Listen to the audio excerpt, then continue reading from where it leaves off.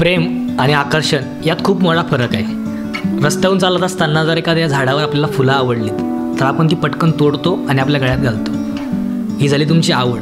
पण जर प्रेम असेल तर आपण त्या झाडाला रोज पाणी घालू, त्या एका फुलापासून 10 फुलं वाढवू, ते झालं प्रेम।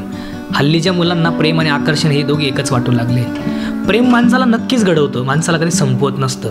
मी तर नेहमी असं म्हणतो की म्हणजे प्रेमाची एक छोटी कविता मी या ठिकाणी म्हणतो की प्रेम असतं तरी नेमकं कसं, प्रेम कसं घडवतं।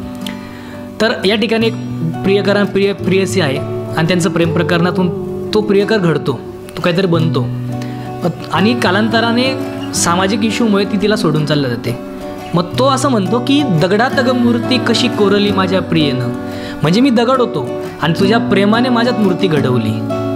तो म्हणतो की दगडात ग मूर्ती कशी कोरली माझ्या प्रियेनं, देव झाला त्याचा आता नको जाऊसं सोडून। आता मूर्ती झाली, त्या मूर्तीचा देव झाला, आता तू कशाला सोडून जाते, पण तिला जावं लागतं। देव झाला त्याचा आता नको जाऊसं सोडून। पुढे तो म्हणतो तुझा आहे तुझाच मी होईन, खऱ्या माझ्या प्रेमाची वाट मी पाहिन। तो वाट पाहणार तिची, ती येण्यासाठी। पाहता वाट तुझी जर का संपलो मी, तर पुनर्जन्म घेऊन पुन्हा त्या दगडात येईन मी। म्हणजे तू मला पुन्हा घडव, मी तुझ्या या जन्मात वाट पाहून तू जर नाहीच आली तर मी पुन्हा त्या दगडात येईल। तू तुझ्या प्रेमाने मला पुन्हा घडव, पुन्हा माझ्यात मूर्ती घडू दे आणि या समाजाला माझ्यापुढे नतमस्तक होऊ दे। यालाच प्रेम म्हणतात बाळांनो, हेच खरं प्रेम आहे। प्रेम घडवतं, प्रेम बिघडवत नसतं।